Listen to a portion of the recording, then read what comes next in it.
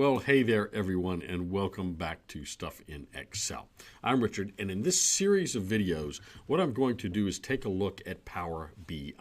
I think Power BI is a really important tool to add to your toolbox. It integrates in with Microsoft Excel. Even though this is not about Excel, it's really going to use a lot of that Excel data and allow you to expand it and make your output even better for your viewers and for your stakeholders. So I think it's really important in any discussion of Excel that we include a discussion of Power BI. Really, really important tool in your toolbox. So what is Power BI?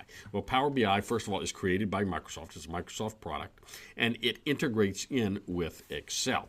Now, it's not part of Excel yet. I personally believe that eventually we'll see Power BI be integrated in as a integral part of Excel, just like Microsoft did with Power Query several years ago, where now Power Query is integrated in with Excel. In fact, Power BI, as we'll see later, actually uses Power Query as the tool for loading data into Power BI. So those two programs are very, very closely related.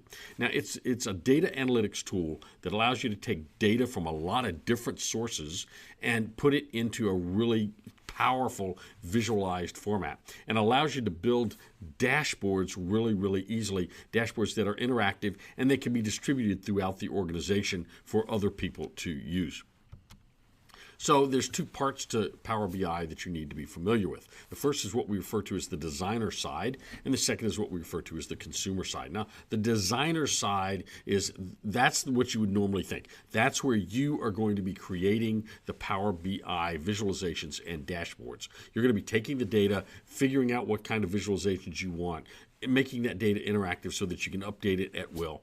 And then you will distribute that using the Power BI tool and the Power BI account at Microsoft to the various users and stakeholders in your organization. Now, they will be able to view that dashboard. They'll be able to see it when it gets updated. In addition, they can modify that. As a consumer, they can modify that on their end. If they have the consumer side, they can modify whatever visualization you send them, and they can save it locally on their own computer. Now, they cannot change the original visualization and dashboard that you created, but they can modify it and customize it on their own personal local computer, which is another really powerful tool.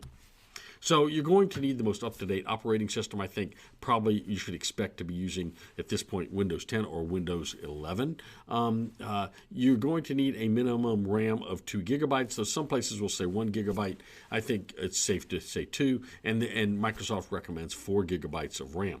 They also recommend 4 gigabytes of CPU speed, or 4 gigahertz of CPU speed, though 2 gigahertz will suffice in a pinch. It just will run a little slower.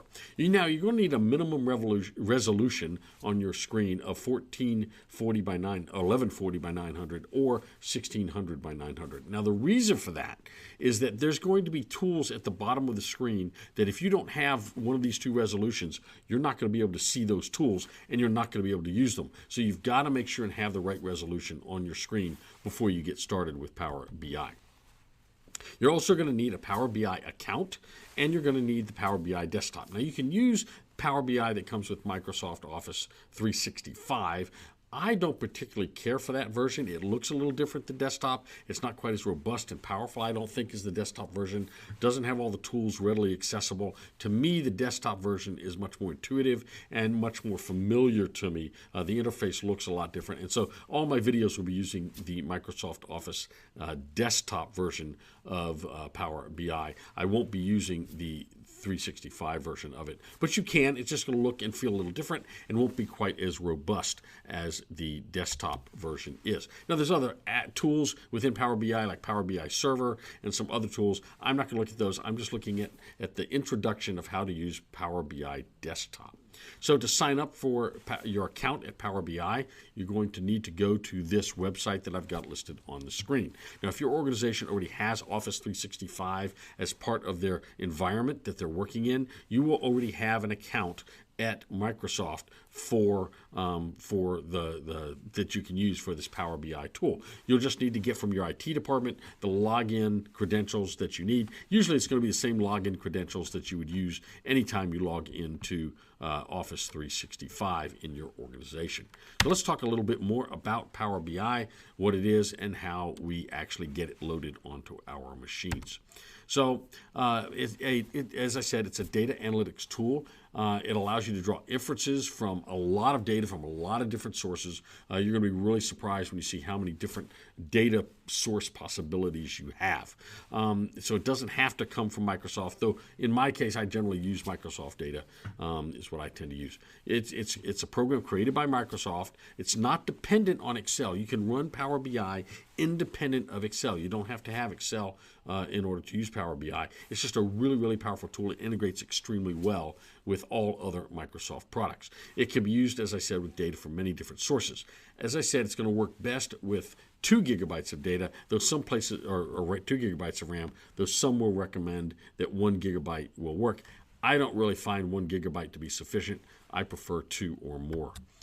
Now, the way you get the desktop is you're going to log into Microsoft 365 on your organization's site. You're going to go to the Start menu, and then you're going to find the Microsoft Store. At the Microsoft Store, you're going to download the Power BI desktop app, and it's going to download it on your computer, and you're going to have it as a program resident on your computer that you can open up whenever you want to. So you'll go into the library at the bottom left once you click into Microsoft Store.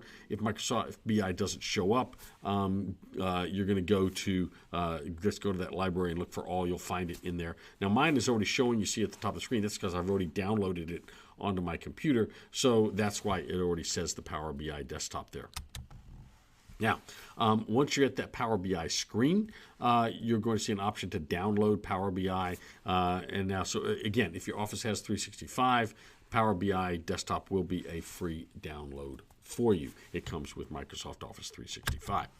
Now, this is what it's going to look like when you first open up the Power BI desktop. It actually looks a lot like the Power Query interface, though there are the tools that we'll get into. The tools are a lot different, and it's going to work, but it's going to work as in a very familiar way to you as things like Excel and Power Query do. So you're going to like that.